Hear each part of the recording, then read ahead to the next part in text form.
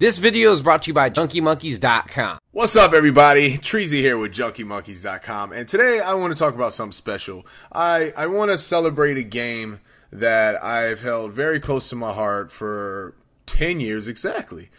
Today actually marks the 10th anniversary of this video game.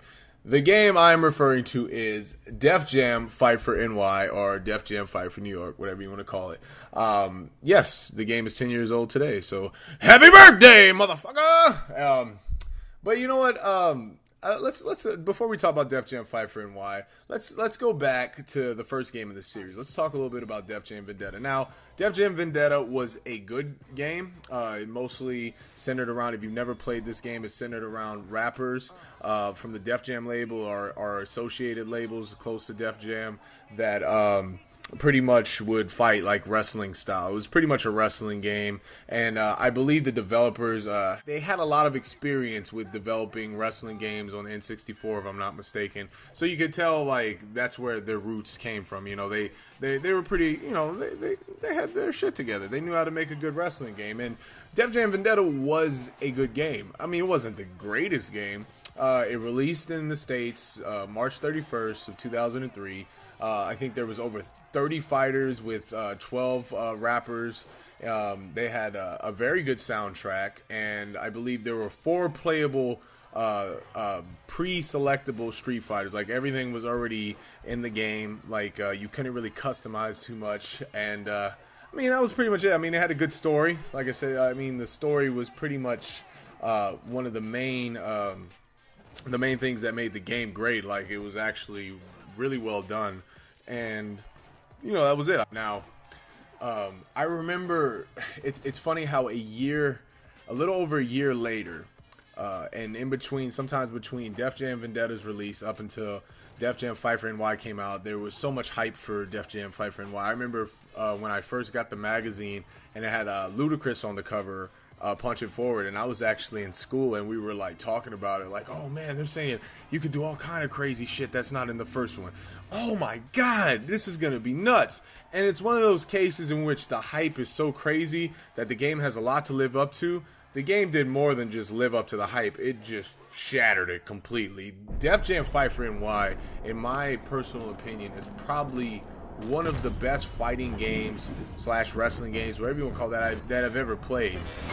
It just had everything. Had a great story that picked up immediately where Def Jam Vendetta left off. So if you love the Vendetta story, Def Jam Fight for NY did it right. Like, completely, it was like, this is where Vendetta ended, we're gonna go right on through, and it was just crazy. The whole story was awesome. The game features an excellent soundtrack. There's over like 60 fighters, 20 fighting locations or venues, and you had the ability to create your own custom character, which was too awesome. Players could select like between 5 different fighting styles. I think you had the choice of 3 different fighting styles, and they range, like, you could select 3 different over time as you progress, and it ranged from like street fighting to martial arts. There were interactive environments that allowed the AI to assist fighters with weapons and to keep fighters in the ring. So that was all true. Like, you could bash somebody in the face with a broomstick or a pipe that somebody in the crowd would just hand to you. What else? Players could also use the environment to brutally beat down an opponent by bashing heads into speakers, walls, and even vehicles. Def Jam Fight for NY is truly one of the best wrestling video games ever made. There's just so many cool features in this game, especially the ability, like I said, to customize your character. That was like, you can make them how you want it. You can deck them out how you want them to look.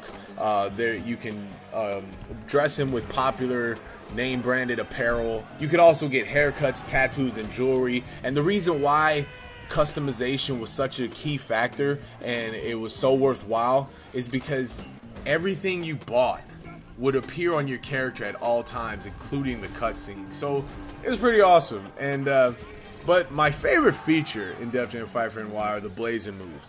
There are a vast amount of blazing moves. Like, I honestly, I couldn't number how many are in the game. Probably about just the same amount as the actual fighters. Every single fighter had their own finishing move. Technically, it wouldn't be a finishing move, though. I mean, you had to have the opponent in the warning area, and then you can activate the finishing move and then kill them, or knock them out, excuse me. There were just so many blazing moves, and they could be unlocked after you beat a certain fighter, and you can actually use any of those moves on your character when you unlocked it. And they were extremely brutal. As a matter of fact, let's just go ahead and show a couple of my favorites right now.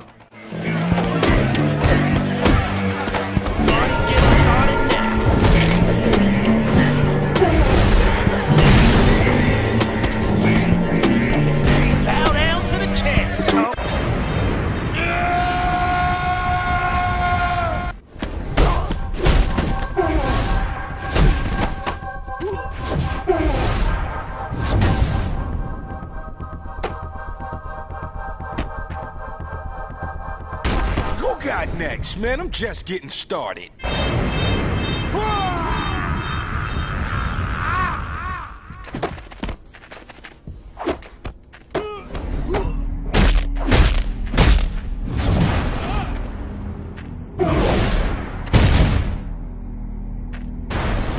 Yo, tie down, look at this kid. I beat blood out that fool.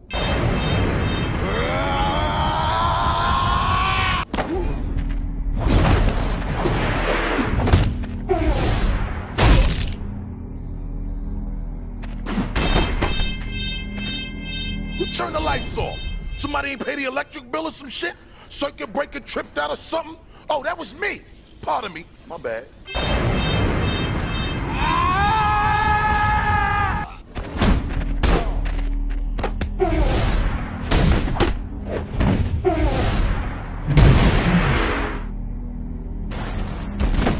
I guess you just can't hang with the Dirty South crew, huh?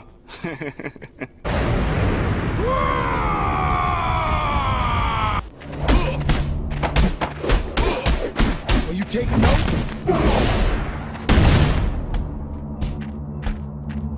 Hey, pendejo, I didn't get my reputation for nothing. Yeah!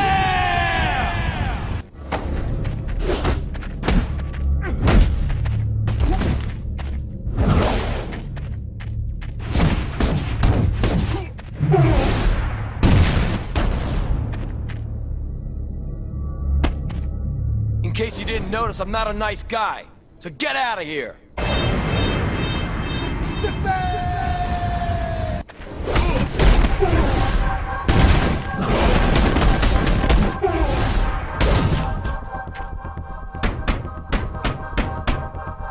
That is just a small amount of the crazy finishing moves that Def Jam Fight for NY offered. And as you can see, activating a blazing move could serve as a tool to drastically weaken your opponent or to finish him off.